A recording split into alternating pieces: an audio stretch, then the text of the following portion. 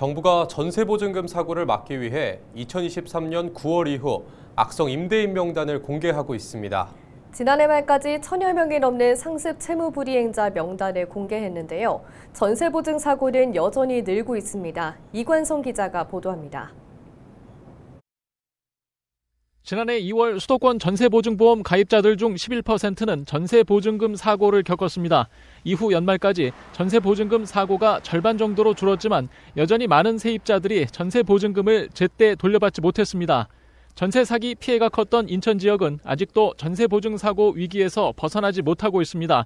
미추홀구의 경우 전세보증 사고율이 지난해 4월 57.1%까지 치솟았고 11월에도 30.5%를 기록했습니다. 부평구와 남동구도 지난해 4월 전세보증 사고율이 37.5%와 28.5%를 기록했고 11월 18%와 16.3%로 내려갔지만 여전히 수도권 평균보다 3배나 많습니다. 상황이 이렇다 보니 정부는 전세보증 사고 예방을 위해 2023년 9월 이후 악성 임대인 명단과 주소 등을 공개하고 있습니다. 지난해 말까지 공개한 전국 악성 임대인은 모두 1,177명, 이들이 제때 돌려주지 않은 전세금은 모두 1조 9천억 원에 이릅니다. 악성 임대인 주소를 지역별로 보면 경기 부천 63명, 서울 강서구 53명, 인천 미추홀구 48명, 부평구 34명 등으로 나타났습니다.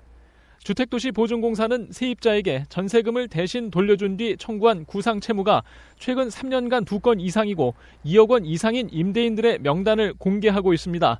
하지만 관련법 시행 이후 발생한 채무만 확인할 수 있고 현재 수사를 받고 있거나 재판을 받고 있는 임대인들의 정보는 알 수 없어 사각지대가 큰 상황입니다. 그때 당시 법 통과 당시에도 후순위 전세사기 피해자나 다가구 주택 피해자, 공동담보 후순위 피해자, 또 외국인 피해자 등 이 상당히 사각지대가 되게 광범위한 측면이 있어서 이 추가적인 이 개정이나 지원 방안이 필요하다는 목소리가 매우 높습니다. 지난해 1월부터 11월까지 전국에서 발생한 전세보증 사고액은 4조 2,500억 원으로 2023년 같은 기간보다 7.4% 증가했습니다. 전세 사기 피해들도 계속 늘어 2만 5천 건을 넘어선 상황입니다.